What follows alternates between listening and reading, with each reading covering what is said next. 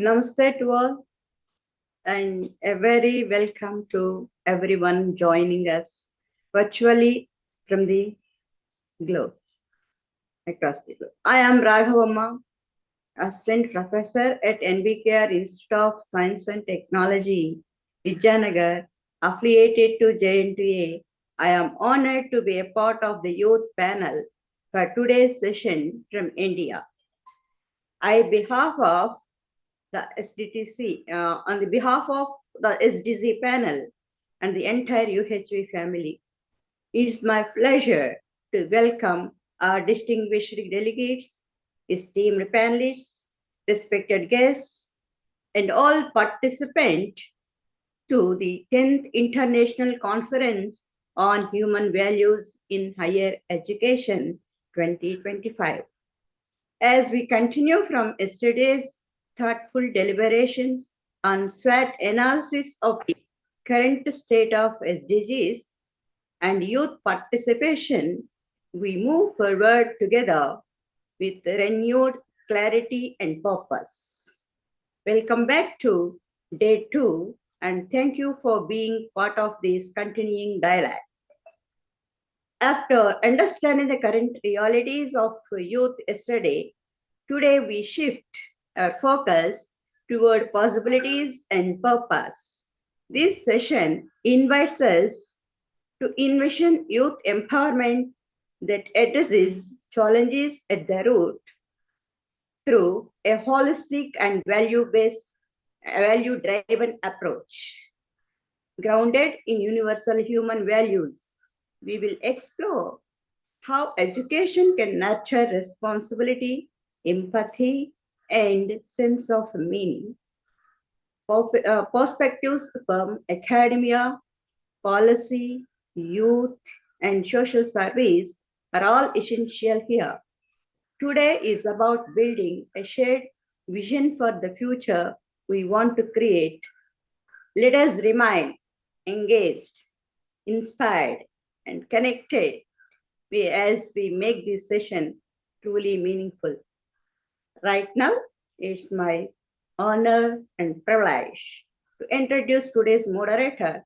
Dr. Ishrat Meera Mirjana is a professor in the Department of Mechanical Engineering at Mufakamja College of Engineering and Technology, Telangana, from India. She serves as the director of the R&D cell at MJSET, Director of Engineers Without Borders, India, the director of the Institution of Green Engineers, actively promoting sustainable engineering solutions and SDG-aligned initiatives associated with universal human values since 2022. She currently serves as the South Central Region Coordinator for UHV activities and projects. I now invite our moderator to lead today's discussion. Welcome, Ishrat Meera Mirjana ji. Thank you so much, Raghavamma, for the warm and generous introduction. Green greetings to everyone who joined us from across the globe. I welcome you all to this SDG panel discussion. Thank you so much for being part of it. As we are aware, this 10th International Conference on Human Values is focused on empowering the youth to value-driven education for a happy and prosperous world or peaceful world.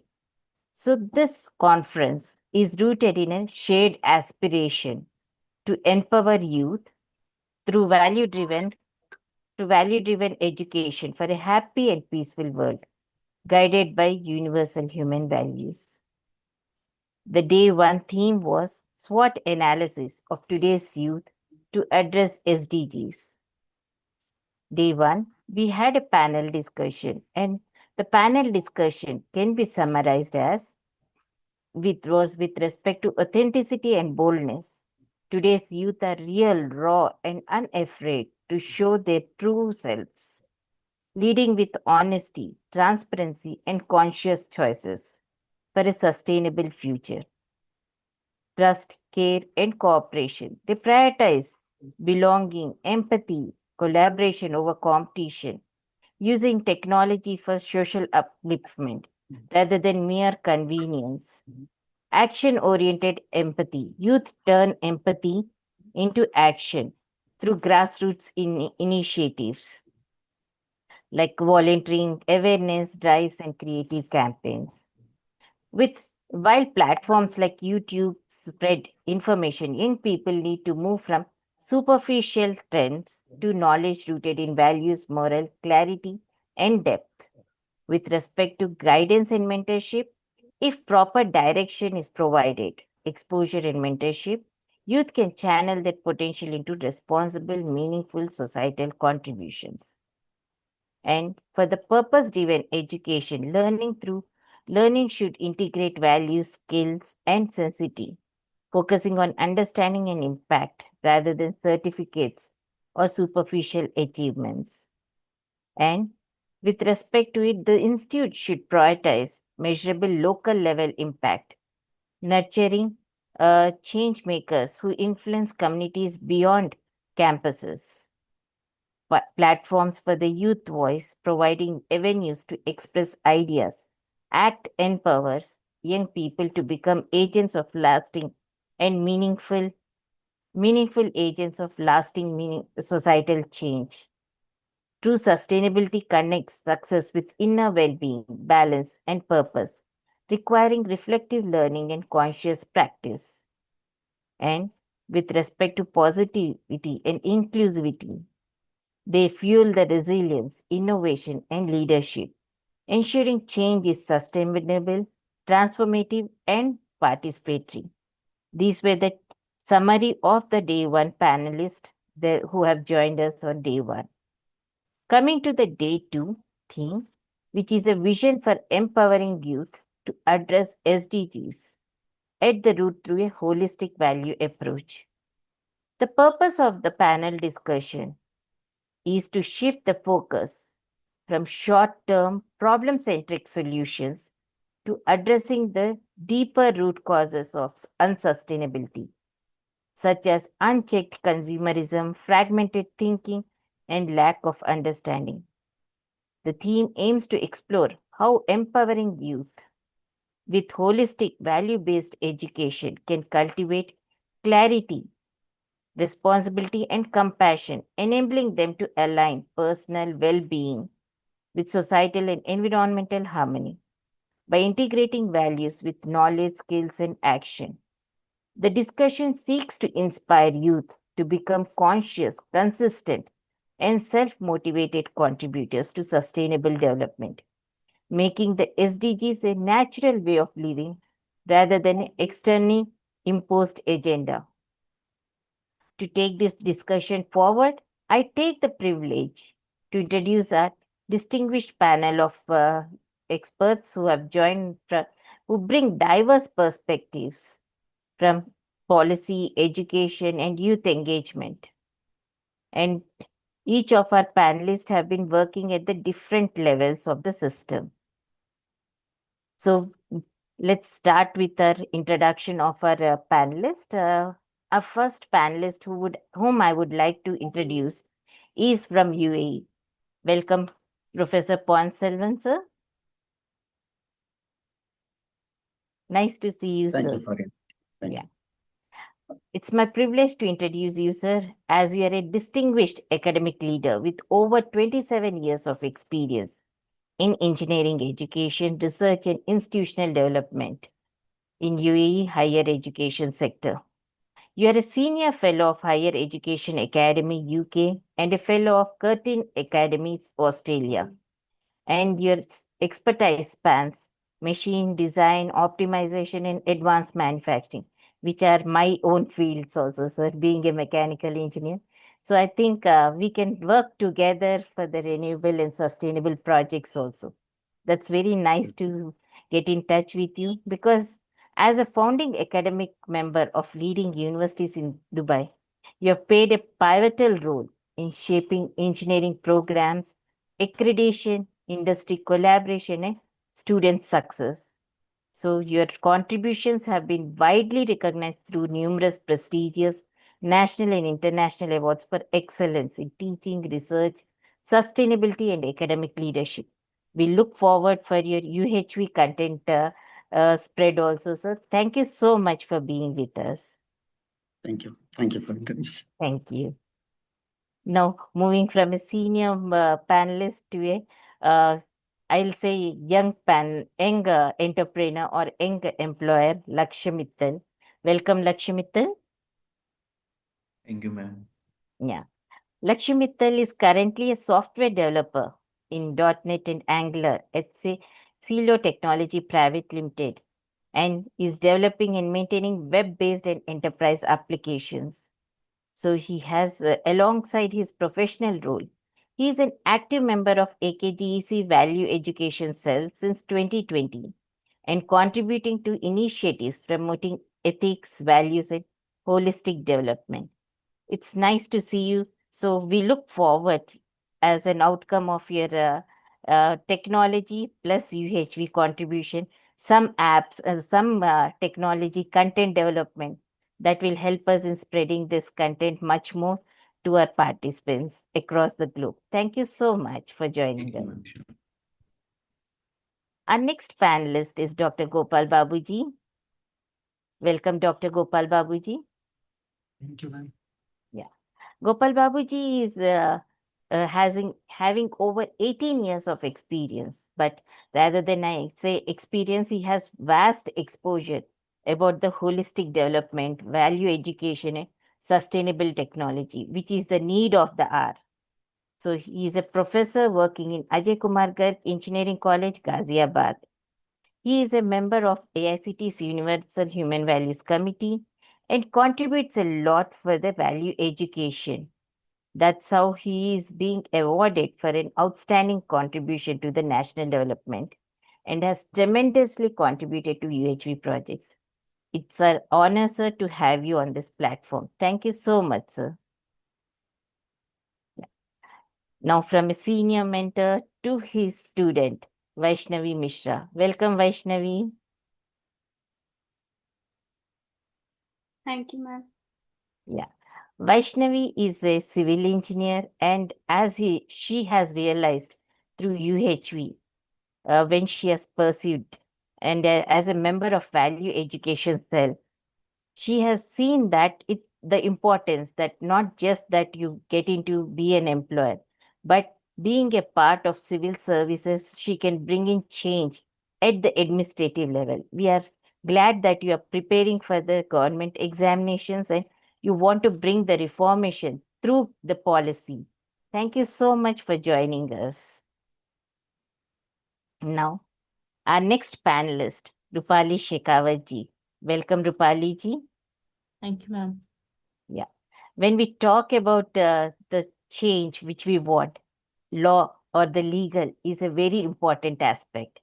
And you being a assistant professor at Symbiosis International and having a more exposure about the corporate law, it's really wonderful to have you on this platform, ma'am, because you're driven by the strong passion for mentoring and research. And for that, you have made a transition into academia and has been contributing to the academia and research, primarily in the area, excuse me, in the area of social security, income security, and your interests are very enriching. Value education, international taxation, and corporate law. Welcome, ma'am. It's pleasure to have you on this platform. Thank you, ma'am. Thank you. Thank you. Yeah. Now we move to an alumnus of Ajay Kumar Garg Engineering College, Kaustubh Singh. Welcome. Thank you, ma'am. Yeah. Kaustubh is a graduate in electronics and communication engineering, but he's a design engineer at Aston Systems. And alongside his technical background, he has been actively engaged in universal human values and participated in social responsibility activities such as Shramdan and Kartavya. So we look forward for your Shramdan with the UHV content also across the globe. Welcome, Kaustubh. Once we have a junior, we have to invite a senior panelist, and none other than one from our UHV family, Dr. Manisha Gupta ji. Welcome, Dr. Manisha Gupta ji. Very good afternoon, Dr. Ishrat. Thank you. I'm really feeling very happy to be part of this panel. So Yeah. looking forward for a very, very valuable contribution. Yes. Dr. Manisha Gupta is a former director of Punjab Institute of Management and Technology with over 23 years of academic experience and has been contributing to UHV as a regional coordinator of Northwestern region. Thank you, ma'am, for being with us. Let's move ahead with a young researcher. Let me welcome Megha Tirmalasai. Welcome, Megha Tirmalasai. Yes, ma'am. Thank Yeah. you, ma'am. Megha Tirmalasai. Good to see a mechanical engineering research with hands-on industrial experience, because your MTech is in advanced manufacturing system. And along with it, right now you're working at CSIR IICT Hyderabad on composite material manufacturing and design. Your research focuses on sustainable and advanced materials, including agriculture waste reinforced polymer composites and renewable energy applications such as solar car prototype. So with respect to it, I welcome, because the need of our is the youth should think about the sustainable technologies. So it's nice that you are here with us with respect to that. Thank you so much. Thank you. Our next panelist is Vandit Mishra. Welcome, Vandit Mishra. Yes, ma'am. Thank you, ma'am. Yeah. Vandit is also an ECE graduate, and after qualifying GATE, he's pursuing his MTech in RF engineering at IIT Dhanbad. And to see that he is into the sustainable technologies, he has won the first prize at Aniveshana 2025 for developing an AI-based adaptive traffic control system, and served as an IEEE student chapter at AKGEC. And his USP journey through workshops on conscious engineering and self-exploration has given him clarity about his role as an engineer, helping him shift from an outcome-driven thinking to a responsible action. Thank you so much for being with us. Thank you, ma'am. Thank you. And next but not the least, we have Shristi Garg with us, who is a proud member of Value Education Cell of a college, AKGEC, because she has gone through the conscious engineering workshop. Her journey has nurtured her right understanding and natural acceptance. And one outcome is her positive mindset that helped her in achieving a strong academic result. I welcome you, Srishtigar, to this panel discussion. Thank you, ma'am. Thank you so much. I thank all the panelists who joined us for today's panel discussion. Before proceeding further, let me invite Dr. Gopal Babuji to present point of view. Over to you, Gopal Babuji.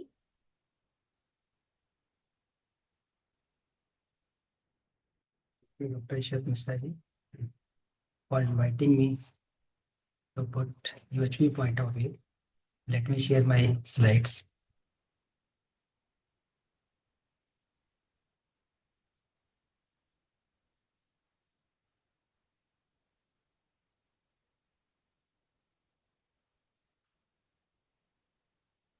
Okay.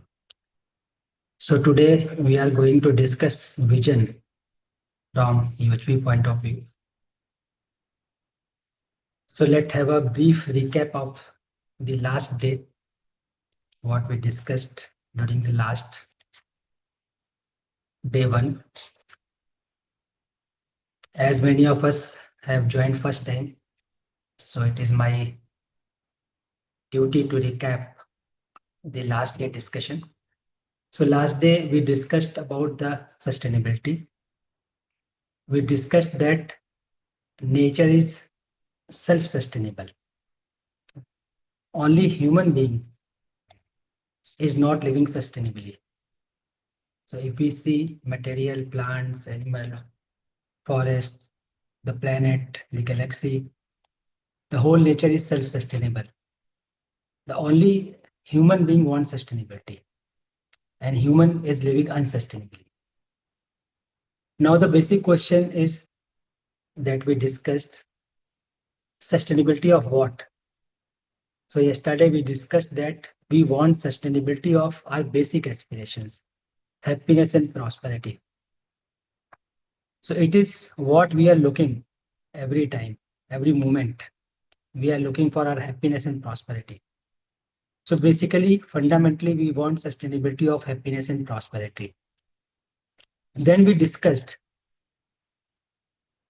the meaning of happiness. What is the meaning of happiness, prosperity, and what preparation is required in everyone to live in a sustainable life. So yesterday we discussed what preparation required in everyone to live a sustainable life. Today, most probably, we will discuss the meaning of happiness and prosperity also. So yesterday we discussed that these are the basic requirements to live in a sustainable manner. Right understanding in the self, relationship with human being, and physical facility with rest of the nature. So once we have such kind of understanding of harmony at all levels, then we are able to live with relationship in a mutually fulfilling manner. So it is required for sustainable happiness. So understanding of harmony is required to live in a sustainable manner. So with this background, now today we are going to discuss the vision from UHV point of view. So basically, only making effort towards sustainability is not enough. What is required is to create a life-ready graduates, family-ready graduates, society-ready graduates, nature-ready graduates. So we want graduates there who are life-ready. Rather than making effort for sustainability, they should be life-ready, sustainable development goals ready. So for that, we need to prepare our youth with the mentality of right ready. So this is the big question. Are our youth life ready today? Family ready, society ready, nature ready? If they are not ready in this manner, they cannot live in a sustainable manner. So rather than working on SDGs or sustainability, we need to shift awareness of SDGs to ownership of SDGs. So we need to prepare our graduates, those who can take ownership of SDGs rather than creating events and poster making competition. They should take ownership of SDGs. And definitely it is required to align education policies, practices with UHV context, because in UHV we are talking about universality. And when we live with universality, it naturally addresses SDGs. It naturally helps us to live in a sustainable manner. So with this, I am proposing few points here as a vision, or can be added if you suggest. But this is from my side. If we understand these points, if we help our youth to have clarity of these points, they will be able to live in a sustainable manner. So we are going to briefly discuss here human being, only material or material versus consciousness, coexistence of material versus consciousness. Then I will give you a brief review of clarity of basic aspirations, happiness. If we are living with sensual pleasures only, or we are promoting sensual pleasure only, then sustainability cannot happen. For sustainable living, we need to have wisdom-based happiness.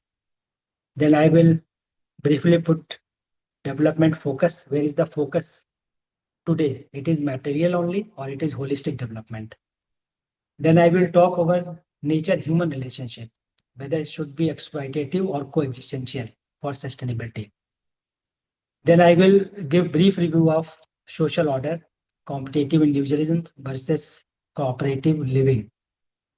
Then I will also put some points on technologies. And for sustainability, participatory technology is required, not dominant or detached. Then also knowledge system. So for sustainability, we need integrated wisdom rather than fragmented disciplines. So all these points I am going to put in front of you to set a background for discussion. So let's understand human beings. So if you ask yourself, are you only body or the consciousness also? Then you can easily answer it. So if you ask yourself, am I body only? So definitely answer will come no. So I am coexisting with body. There is a consciousness, there is a body, both are coexisting. My needs are different, body needs are different. For example, happiness is my need, but need of body is physical facility. And my needs are continuous in time, like happiness, trust, respect. It is required in continuity.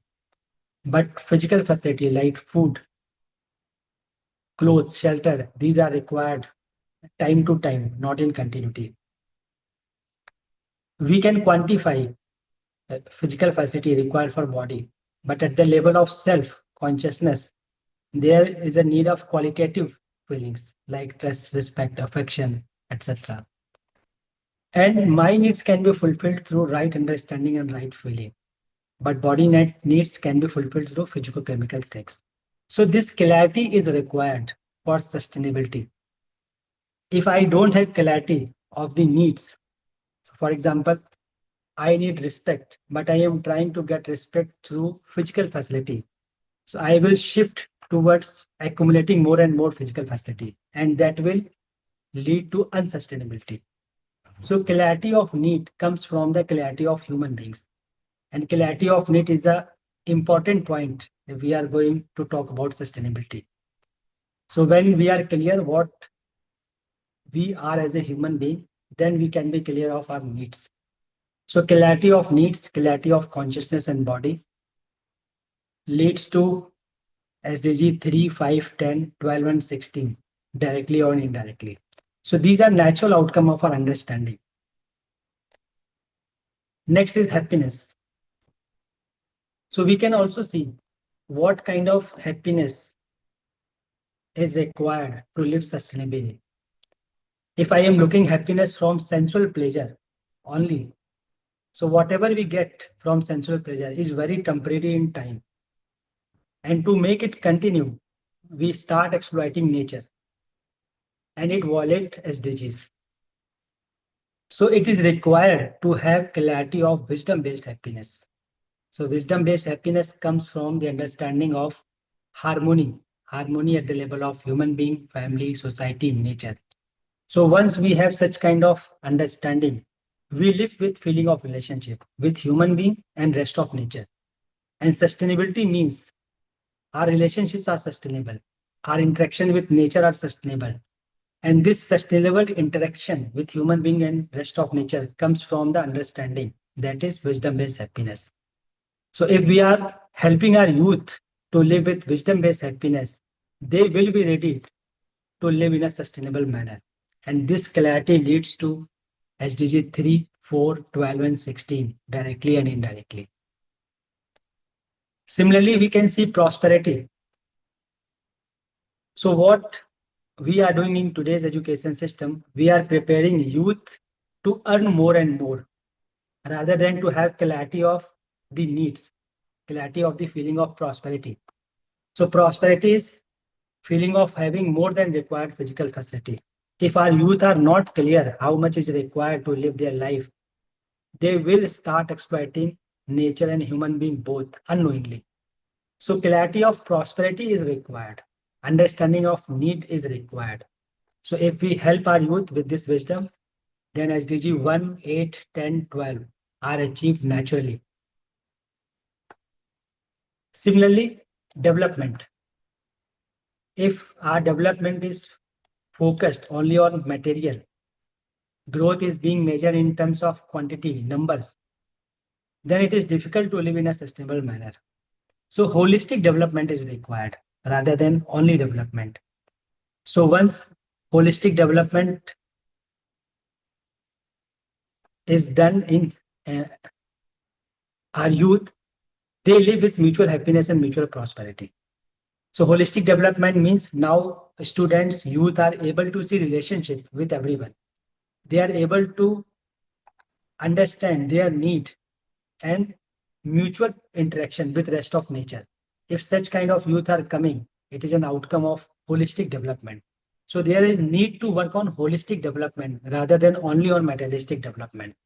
So if we work on holistic development, then goal 3, 4, 12, 16 are achieved. Similarly, we can also see social order, competitive individualism versus cooperative living. So if we are promoting competition in individual, will they able to live sustainably?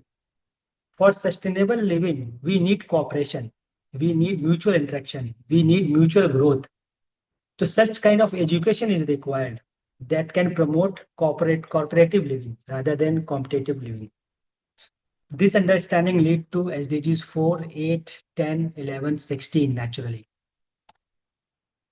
Similarly, regarding technology. So today is technology detached, dominant. It is not understandable for common people. For sustainability, we need contextual and participatory technology where everyone's input is required.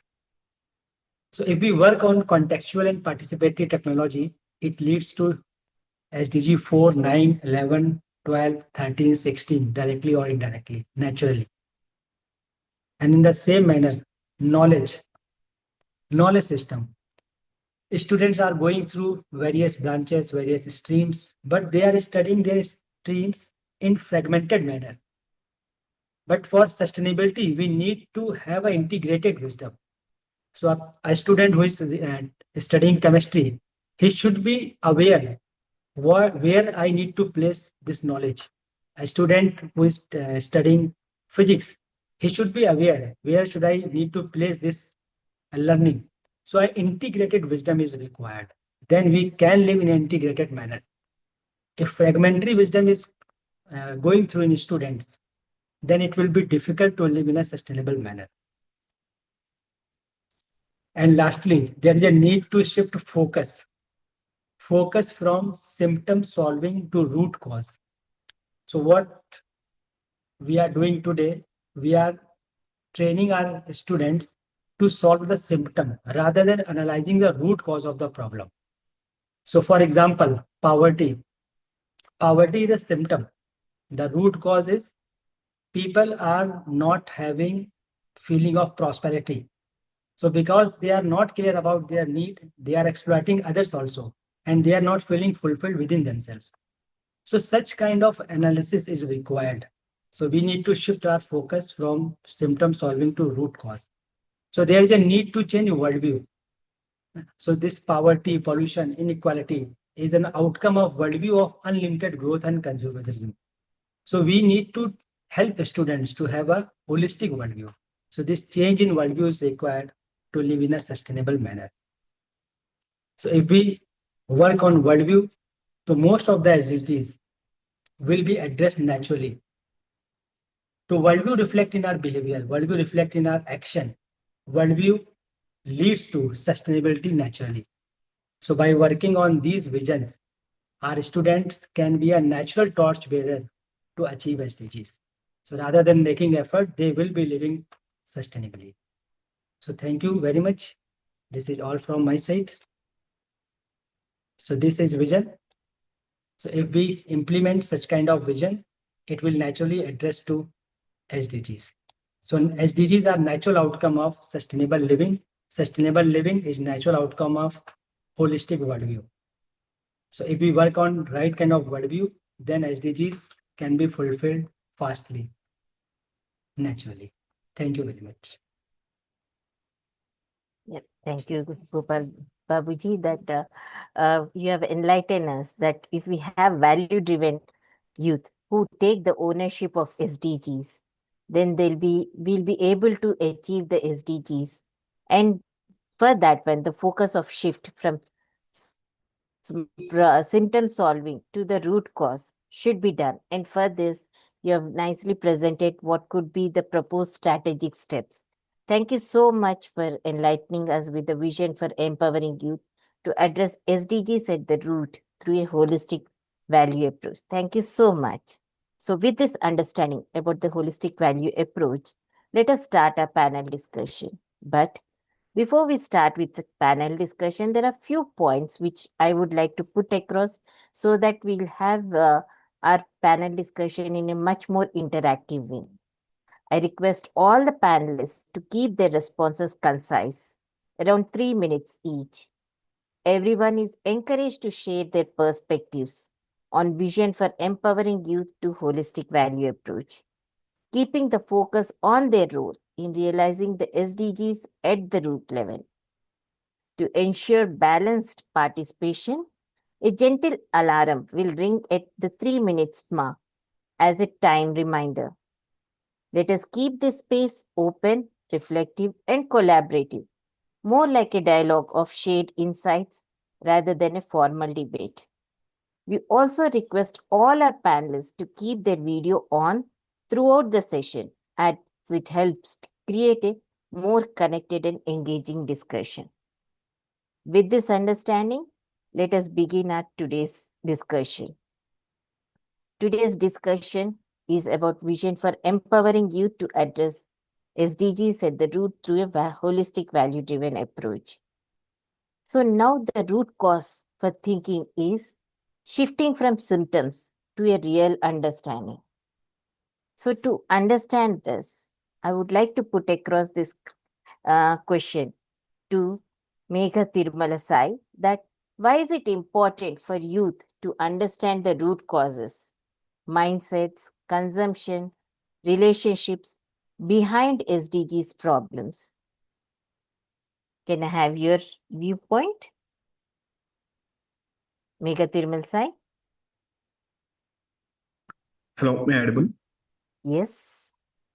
Thank you, ma'am. Given the discussion as a good question. In my point of view, when using the awareness of the technology and become a powerful tool is useful of the contributor to the sustainability rather than that humans. In digital platforms can help to the younger people the learn about that environmental and social issues. The trackers issue there is consumer habits is make them inform the choice the educational apps. It online courses and open data allow the youth understand the sustainability material. Sustainability. It's not just as a concept of the concept. Sometimes it measurable the and actionally in ideal life. And there is a technical is also issue in technical also is enable youth create the share some solutions is not just a consumer connect. Is the two social media is can you separate the awareness and challenges and understand unsubscribability period awareness it given to the such as materialness. It is those responsibility and those platform from shifted the promoting the our consumer are building insights. Is collaborative responsibility and accumulating engagement. And another than the most importance of the technology in innovation and problem solving also can be usable digitalized tools. And it is a some is given to the design solutions of waste management like you can given to the problems is given to the sustainability agriculture wastes. So you can awareness the young people is ideas is particular the solution benefit is accumulated. In my point of view, this is the most important of the awareness is help the youth boundaries with the technologies. Is mindful. It is that limited screen it limited to screen times is the expression questions and online is an historical of the trends and choose the preciseness. It is the properly to ensure the technology supported in the sustainability values. And thank you. Thank you so much, Thirumal Sai, for putting across that point of view.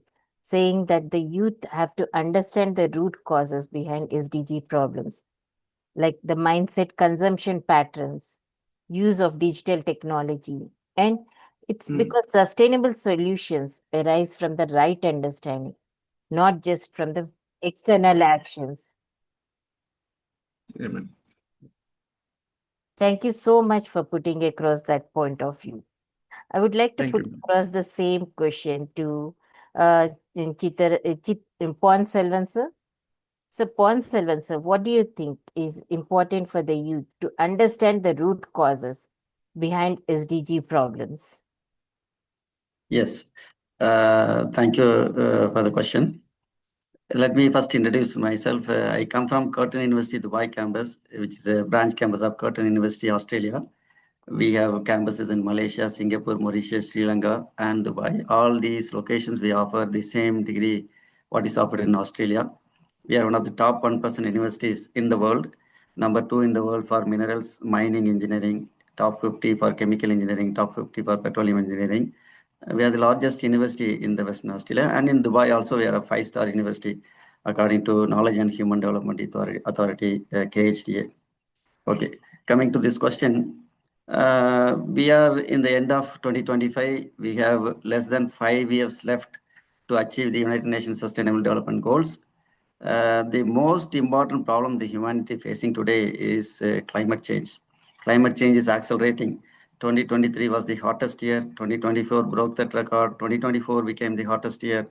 This year, January was the hottest year, January in the entire history of the planet. And this year, April was the hottest April in the entire history of the planet. Last July, 22nd of July, the global mean temperature was 17.16 degrees Celsius. That was the single hottest day in the entire humanity of the planet. Because of that, we have been seeing all the consequences: bushfire, wildfire, forest fire, heat waves are happening, sea level is rising, floods are happening. So all these events are frequently happening, and then the intensity also is going on increasing. Population, it is the big elephant in the room. We are all nice people, but we are too many people. Currently, we are at 8.4 billion people. 100 years before, the population was 1.8 or 1.9 billion people. There is 4 times increase in the population, but the size of the planet is not growing. Population is growing, production is growing, consumption is growing, science, technology, everything is going on increasing, growing. But the size of the planet is not growing. Water, soil, minerals, they are all not growing. So we need to nurture the next generation, the youth. Since the climate crisis is not part of the standard curriculum, academic institutions, universities have to go out of the way to impart climate education. How the world will be tomorrow is determined by how we nurture the youth today. The youth are important stakeholders of the future because they are going to live longer on this planet, and they are going to face larger consequences of this climate change. So as future leaders, future scientists, future professionals, their energy is what will make a big difference. And positive change begins with awareness. Awareness empowers people to act. Therefore, creating that awareness is the most important step. The first step in the right direction is the most important steps. So thank you. That's all my point.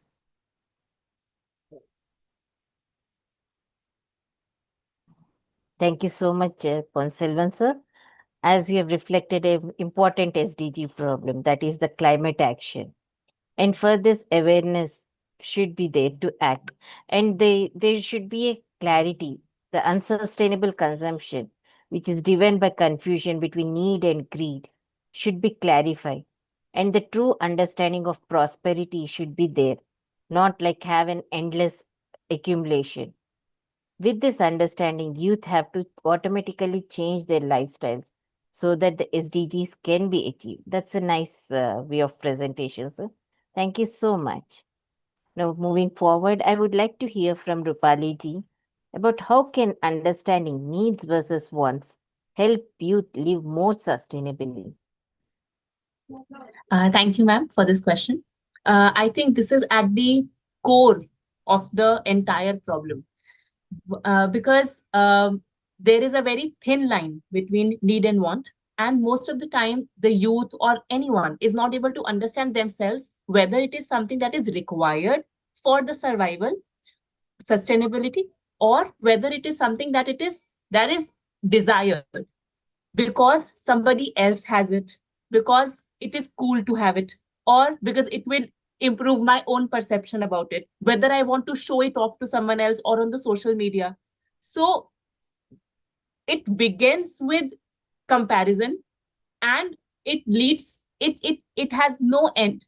Wants have no end, needs definitely have a specific end. So the most important thing here is to draw the line between whether it is truly required. If I'm going to buy something, I simply have to ask myself, do I really need it? If I ask myself once before buying it, I think I will get the answer. But if it is within me to consume it or to have it just because in that moment I want it, so a very impulsive action emerges out of it. So it is at the core of it, and it is because of this that we are also over exerting not only ourselves but the nature. We are consuming more, we are producing more. It is causing excessive strain on the nature, on the environment, on the climate, everything, the planet. Not only that, but on ourselves. Do we really need? There are people who are taking up multiple jobs. We are stretching our own physical and mental ability just to obtain something which probably we only want, or because somebody else has it.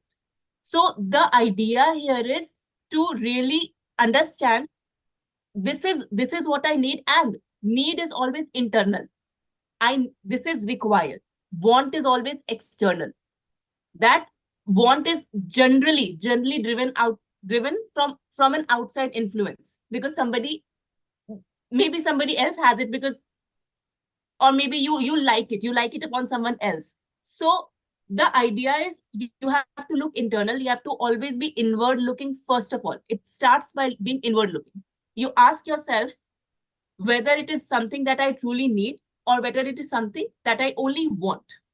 If I can draw this line, it can be the biggest difference maker, and it can end even wars if you actually contextualize it in that manner. Sometimes it's all about need and want.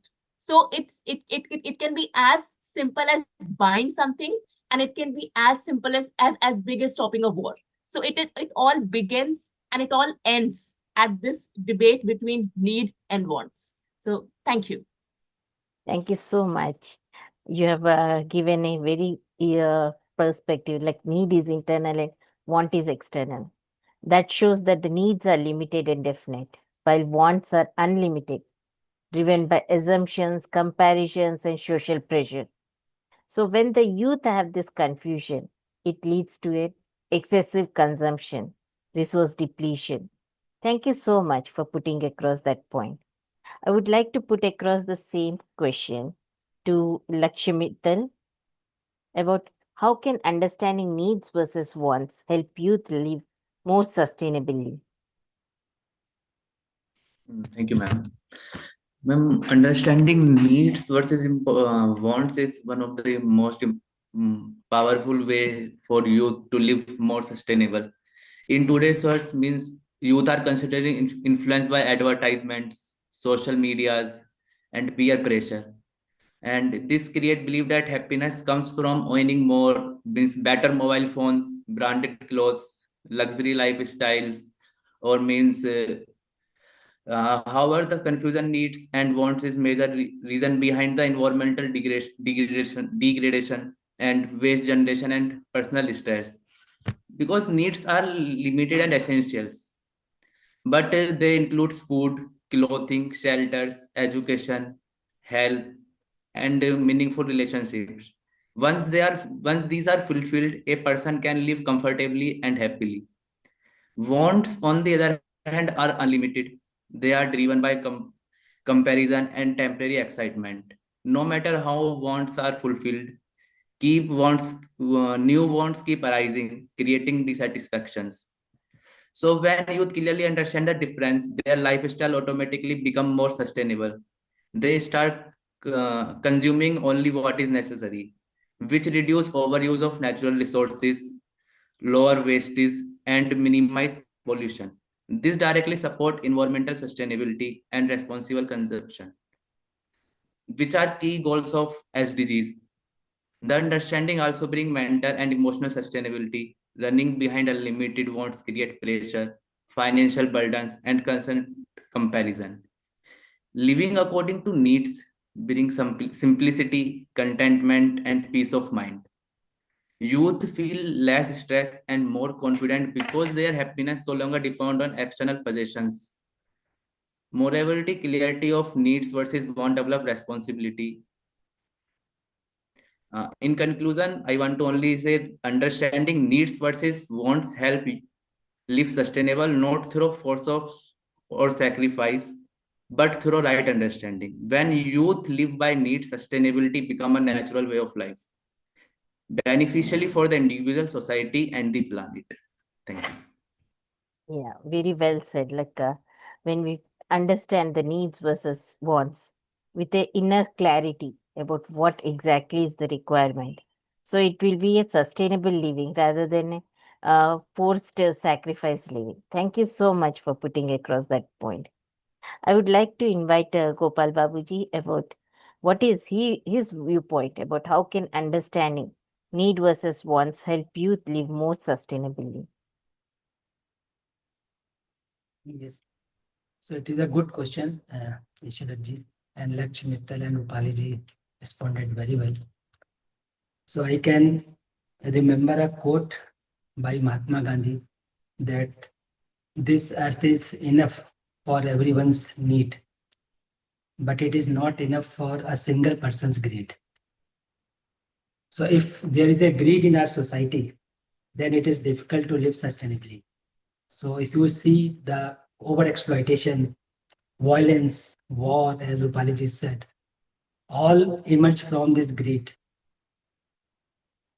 So it is our responsibility to make our youth clear what is their real need, how they can fulfill their emotional need, how they can fulfill their relational need.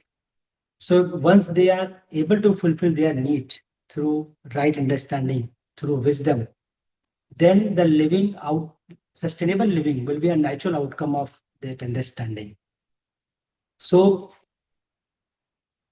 a simple tool I would like to give all the panelists and those who are listening to me. Whenever you have a confusion where it is my need or not, you just ask yourself, is this material or whatever I am going to purchase, is this going to make satisfied me in continuity? If it is not going to satisfy me in continuity, it means it is not my need. Somehow it is my want. And if I am going to purchase it, then it is going to harm directly or indirectly someone or the nature. And with growing technology, it is very easy to exploit nature. Even you are unaware. For example, there is a greed in any person, and he is trying to fulfill that greed through an order on Amazon or Flipkart and this. So item comes in home, but a big environment crisis happened due to this. People are not aware of this, that they are unknowingly exploiting the nature. So if consciously I am asking myself, is this going to exploit nature? Is this going to exploit human being? If we ask some such type of questions, it makes me clear. It will awaken my consciousness. So conscious choice are required while living with a human being or rest of nature. So that's all from my side, Saji. Thank you so much. I'll say that satisfaction in continuity, conscious choice are the key takeaways from your reflection about this. Thank you so much. Moving ahead, let me ask, what simple root cause actions can you take daily to reduce waste, conflict, or stress? I would like to put across this question to Kaustubh Singh. Thank you, ma'am. Uh, in accordance with UHB, UHB emphasizes self-regulation through right understanding, not just external control. When youth reflect on their intentions before acting, whether in consumption, communication, or career choices, it automatically reduces waste, reduces conflict and stress. So practicing trust in relationship instead of expectations and clarity in priority instead of over ambition directly address the root cause. There are small, there are small daily actions, but they can work because they correct the source of disorder, not just manage outcomes. Thank you, ma'am. Thank you so much.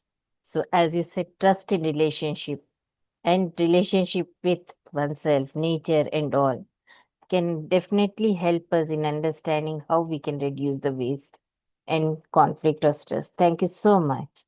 And I would like to hear about the same from Srishti Garg. What is her viewpoint about what is the simple root cause actions that the youth can take daily to reduce waste, conflict, and or stress? Thank you very much, ma'am. Actually, the basic root cause of this is actually not understanding what sustainability is. I would like to give an example. Like this year, I presented a project in Anveshna event.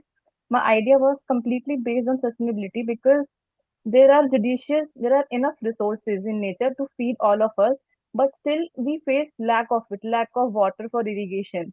So I researched on it, like what is the gap? What is the gap here to like we are not having enough irrigation. So I found out that in Bundelkhand side, farmers actually change the reverse direction to irrigate their farms, and that actually caused accumulation of water in the soil, and that even the land becomes of no use. So here water is wasting, land is wasting, and the minerals are destroying. So my idea was about to cultivate that land, to reuse the land in such a way that we can produce there also. So in this, I did not get into like using more and more water, yeah, using more and more dams, rivers, but instead, what is we are wasting, we are trying to utilize it, and that is a very good approach because in this way we are fulfilling sustainable goals. We are using nature and not manipulating it. We are using it judiciously, and that was very a good reflection to me. Like I was able to think this way. Thank you very much. Thank you so much. You have put across an important thing: reuse and recycle. That are the key mantras for reducing the waste. Thank you so much for putting across that viewpoint. Moving ahead, let's talk about the vision, which is the UHV-based roadmap for the youth. I would like to ask Vaishnavi Mishra about what is your personal vision of a happy, just, and sustainable world. My warm greetings to all. So, if we talk about the vision for happy, just, and sustainable world, so this question comprises all the planet, including all the four orders. On my personal front, if you ask me about my vision on happiness, state of happiness is one in which we are not in contradiction with ourselves. We are the closer we are to our natural acceptance, the happier we are. So my vision for happiness is getting closest to my natural acceptance. Though it is not a simple process, it will require some time, but still by practice we can achieve it. So for happiness, getting closest to my natural acceptance, for just and sustainable world, living in harmony with nature, all the orders of nature, or all the four orders of nature, that is our fellow human beings, material order, bio order, and animal order as well. I also want to add on a few examples for my personal vision. I assume a society where responsibility and accountability for things and actions are taken. For example, I live in Karol Bagh area in Delhi, and here the major problem of waste is of stationery. Before coming here, I was very fond of collecting stationery items, not realizing that it was harming nature in one or the other way. Here, the major waste is from the spiral registers. The uh, papers are not that a big issue here. The spirals, the binding plastic which is used for spiraling the registers, they are a huge waste collected in the Karol Bagh area. So shifting to the binded registers. Apart from that, using refillable pens, these simple acts, these simple acts which are done consciously by all of us. So, in my point of view, when every single youth starts doing these small activities consciously, not by force, but from their internal motivation. So, it will be a vision, though it will take some time. It will be a gradual process. And for that, I also want to make a request to all the youth present here and everyone listening to us. We youth may feel many a times that why me? No one is doing this. So why shall I do it?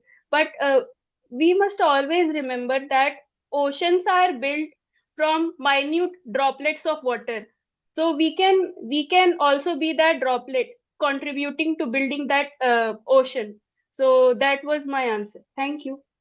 Thank you so much. You have brought in attention that observing the real problems around and working towards that can really help in sustainable world. And for that one, closeness to natural acceptance is more important.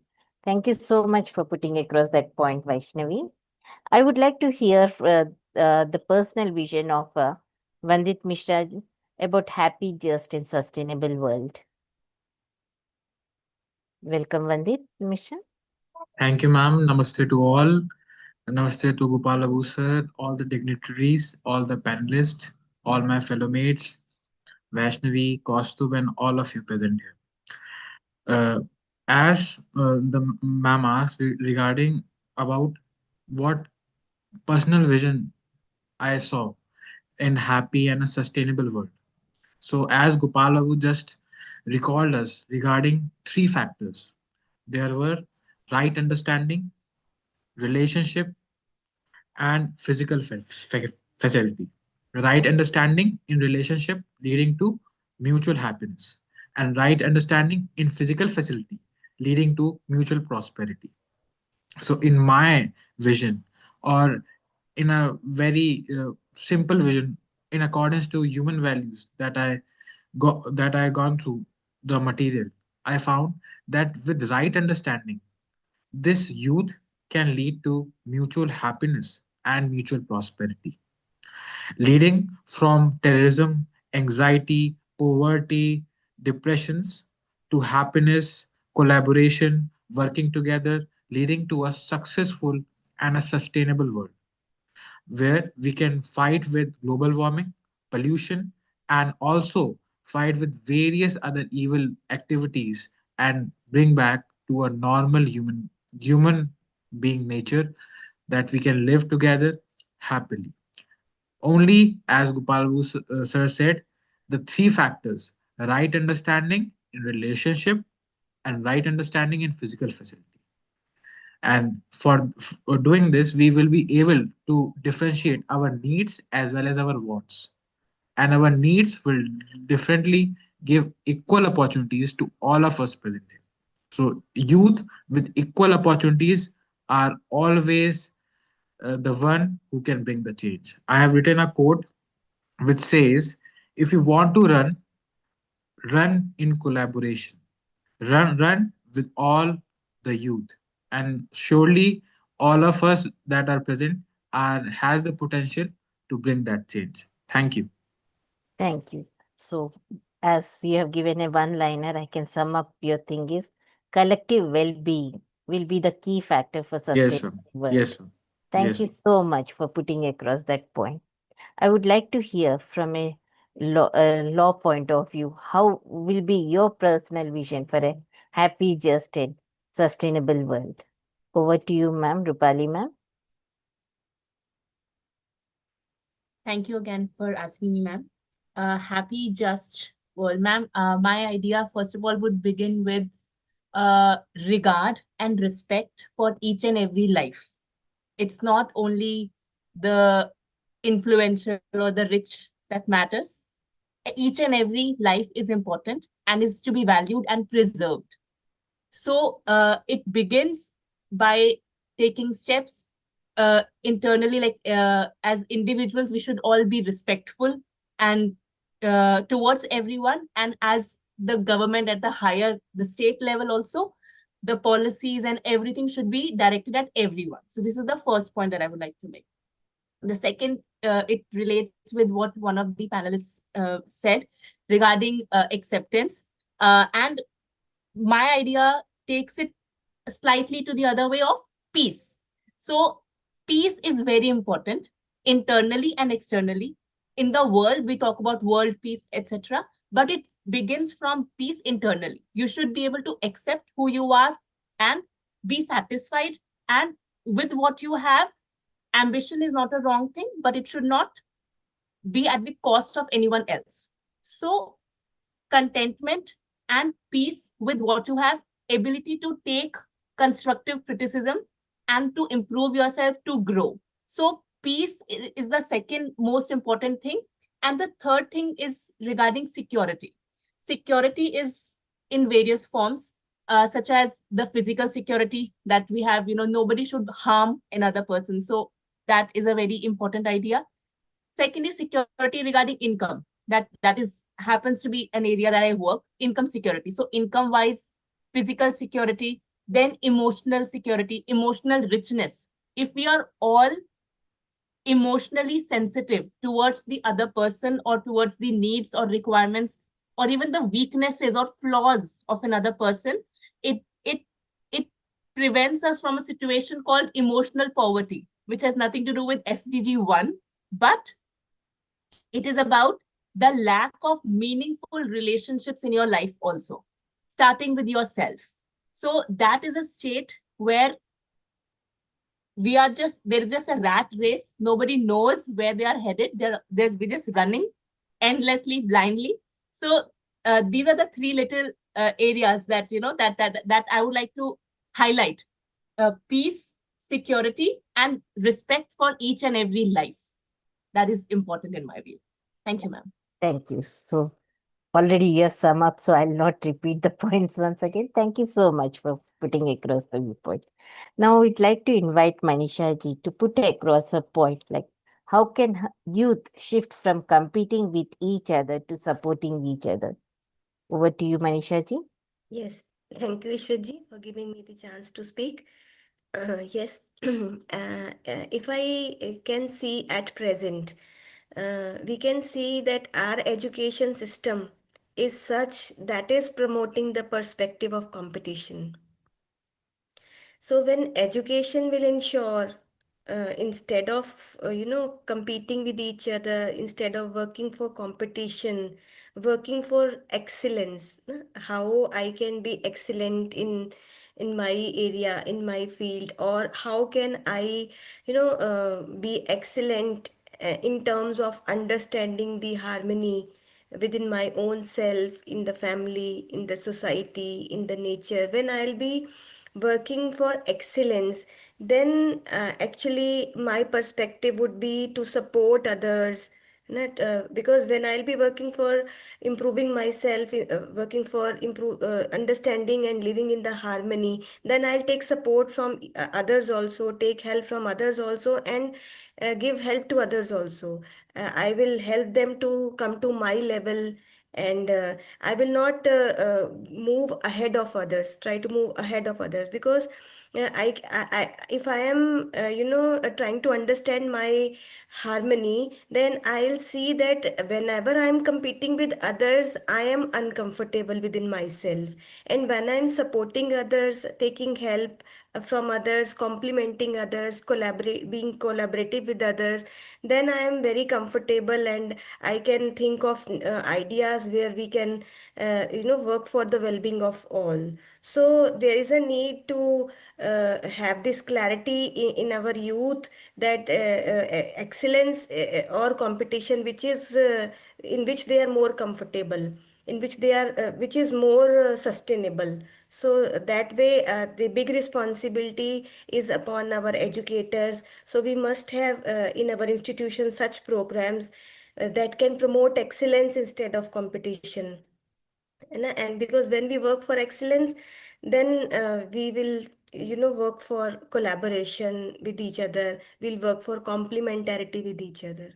So education has to play a big role, change of perspective from competition to collaboration, as Dr. Gopal Babu rightly said in the UHV point of view. So I think this is a major shift or transformation that is required, and that is the role of education that I can see for myself. Thank you Yeah. so much. Thank you. So it is important that the youth shift from competition to excellence, gratitude, glory. These are the things which will help in supporting each other. Thank you so much for putting across that point. I would like to hear from Constable seeing the same query, like how can you shift from competing with each other to supporting each other? Okay. According to UHP, unhealthy competition arises from belief that happiness comes from being better than others. When youth understand that happiness is an inner state and not just competitive, uh, competition reduces naturally. UHB proposes mutual happiness and mutual prosperity, where growth of one supports the growth of other. With the understanding, you shift from rivalry to collaboration, from insecurity to trust, and from isolation to participation. Also, in India, we follow an ideologies where we say Vasudev Kutumbakam, which means the whole world is my family. And if we treat this whole world as a family, we know in family we can never have competition within ourselves.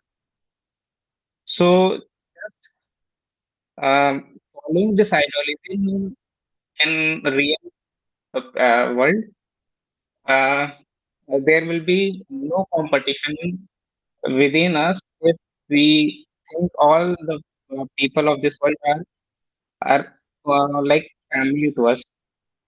Thank you, ma'am. Thank you.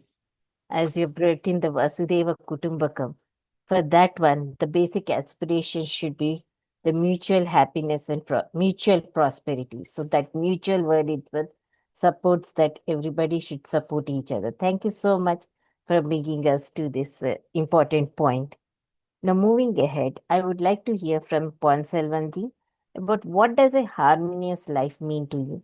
Because being having so many institutions across, not just one, mean to you for self, family, society, and nature? Yeah. Over Yes. to you. Yeah. We need to have a system thinking.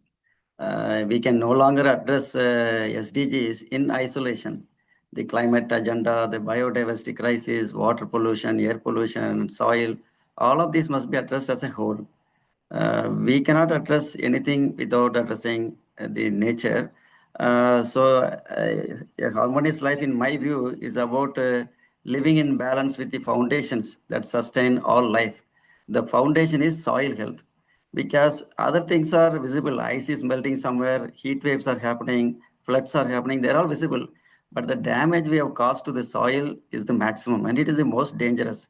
According to United Nations, there should be 3 to 6% organic content in the soil in the agriculture field. But not even a single nation in the world has this average minimum 3% organic content in the soil. Highest in the Europe, 1.67%. In the US, 1.3%. India, it is 0.6%.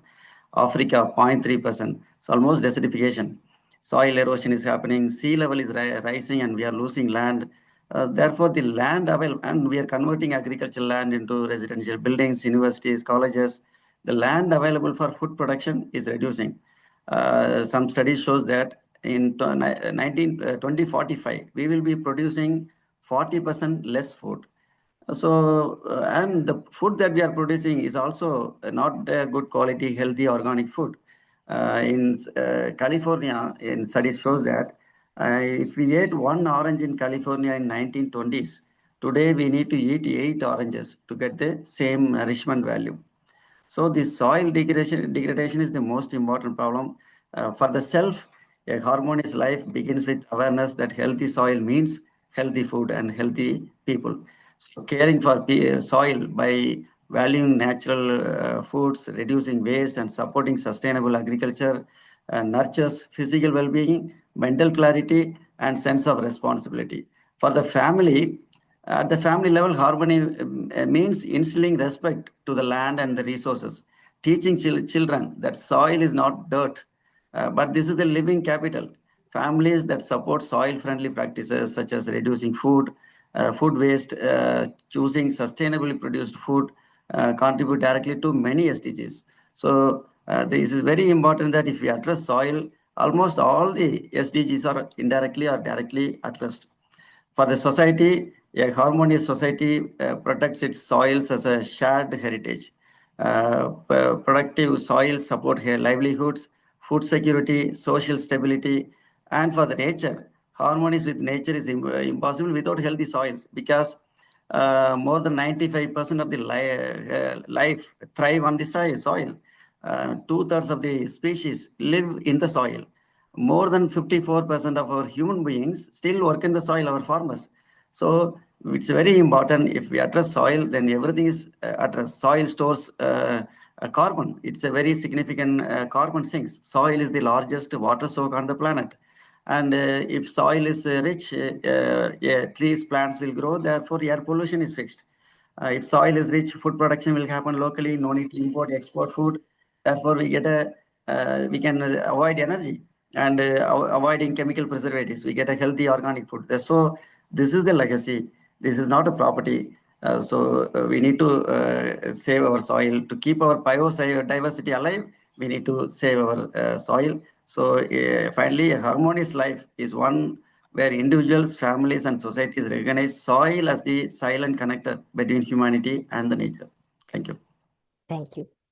Like all the four orders of the nature should be in balance. Then only it is possible for the human being to have the harmonious life. Very well said, sir. And it is important to have instead of having a fragmented approach, an integrated approach should be taken over. Thank you so much for putting across the point. Due to the time constraint, I would like to hear from the other panelists. But in short, in 1 minute or one sentence, can you put across your point of view about what does a harmonious life mean to you for self, family, and society and nature? Can I hear the point of view from Vaishnavi? In a one line or a 1 minute? Over to you, Vaishnavi.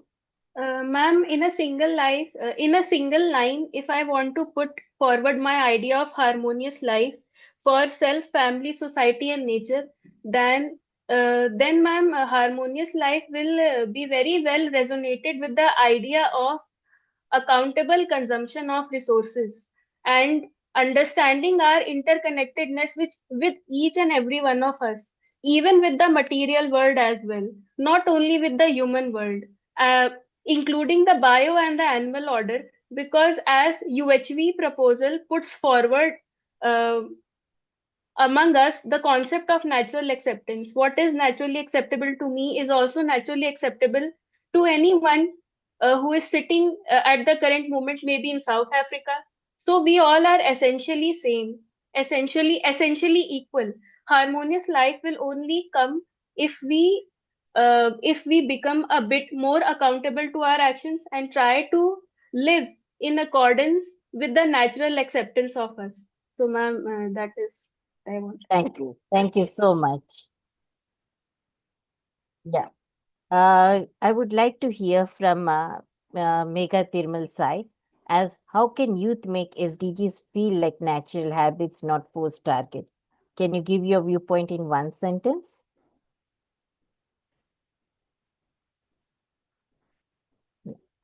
Tirmal Sai, can you give your viewpoint in one sentence about how youth can make SDGs feel like natural Sorry, habits? sorry. My mic is on.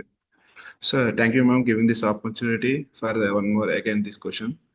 In my point of view, youth can make a sustainable development of goals is feel like a natural habits by weakening them into every choice rather than the treating them distance the goal targets, global targets.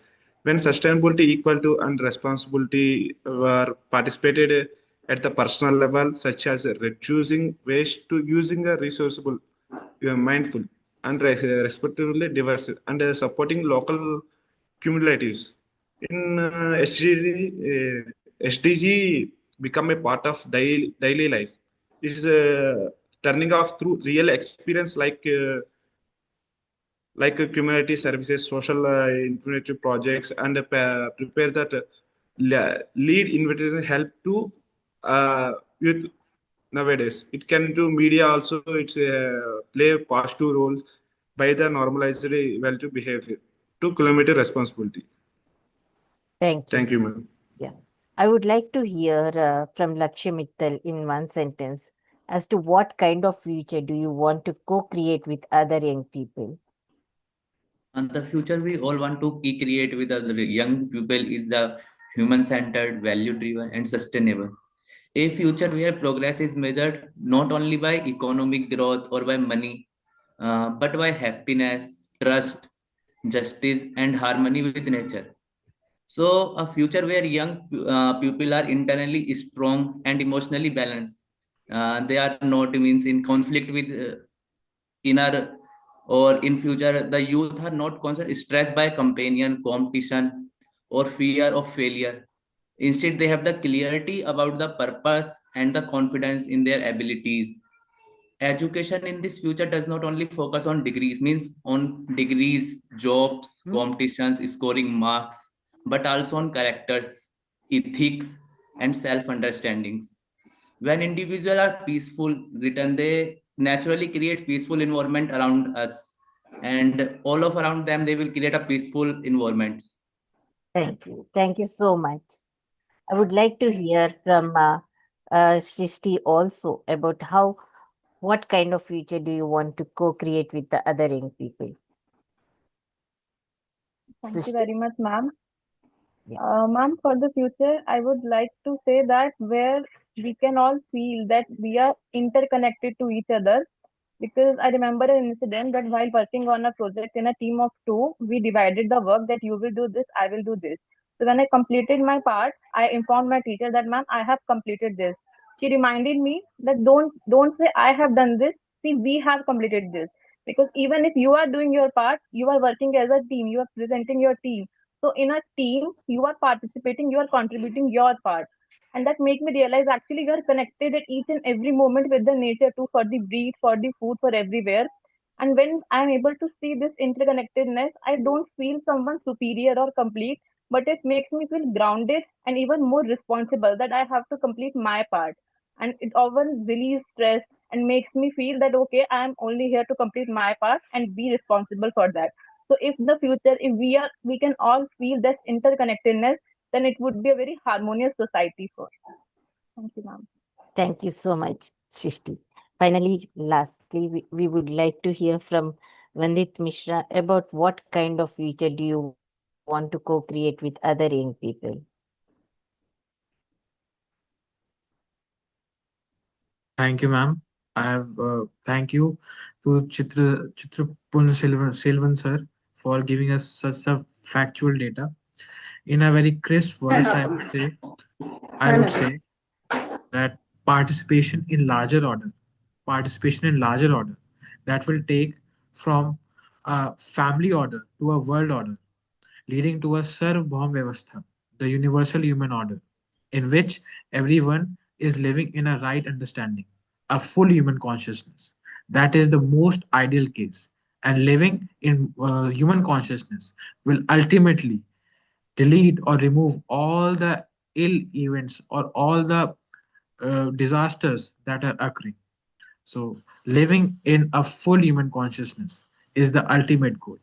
Ending, when you cultivate right understanding, youth will lead to a sustainable development, become a natural outcome, and it will negotiate and not compromise. Thank you Thank you. so much, Amit. And it's nice to hear all our panelists, their viewpoints and expression. And it's good to see that one of our attendees, Chilkala Padmavati, saying that by becoming free from desires and worldly expectations, one can attain the SDGs. Thank you so much for putting across your viewpoint. And I thank all the panelists because this discussion has given us a sense of mutual well being. Sustainability will become a natural way of living rather than a forced goal. A holistic, value driven approach enables you to transform mindsets, relationships, and lifestyles, creating lasting impact for a just, harmonious, and sustainable future. Thank you so much, all the panelists who have joined us from across the globe for a lively and enriching discussion. Now I hand over the session to our anchor, Dr. Raghavamaji. Over to you.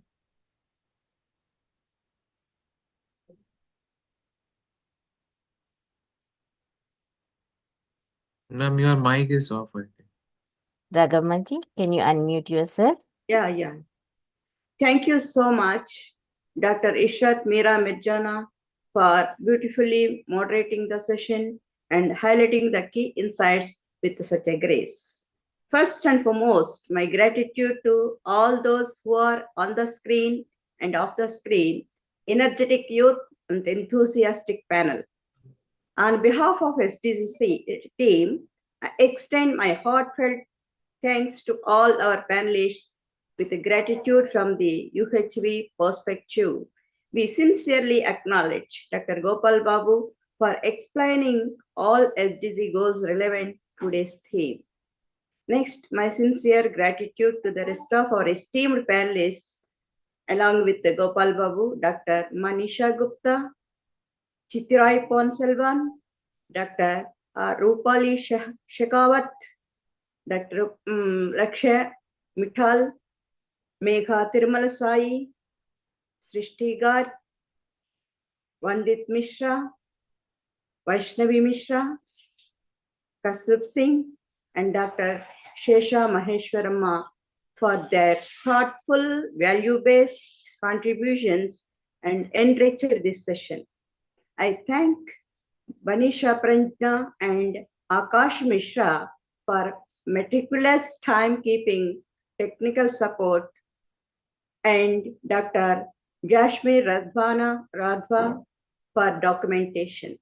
Last but not least, my gratitude to all participants, tech team, production studio, and the entire organizing committee.